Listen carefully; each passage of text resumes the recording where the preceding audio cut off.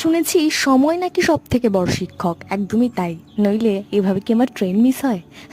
যেদিন যেদিন গেদে লোকাল বা মাঝেরহাট আমি ধরতে পারি না, সেদিনকে এই মেমো লোকাল, লালুয়া মেমো লোকালে চড়ি এবং এত দুর্দান্ত একটা স্টেশনে আমাকে নামতে হয়, আগরপাড়া, যেখানে সব ট্রেন একেবারেই দাঁড়ায় না। সেজন্য আমাকে বাধ্য হয়ে সোদপুর নামতে হয়, 4 নম্বর প্ল্যাটফর্মে আসতে হয়, কারণ ধরতে হয় আমায় বিবাদীবাগ 12 নম্বর কোচটা, ট্রেনটার। সেজন্য এখানে দাঁড়িয়েছি আর উঠে গেছি বিবাদীবাগ। কিন্তু এতে একটা সুবিধা হয়েছে কি, রোজ ডেলি প্যাসেঞ্জারি করায় নানান রকম ট্রেনের লাইন বা এবং ট্রেন সম্বন্ধে ধারণা হয়েছে আমার। কিন্তু যেদিনকে কপাল খারাপ থাকে সেদিনকে তুমি কোথায় পালাবে বাছা ধন?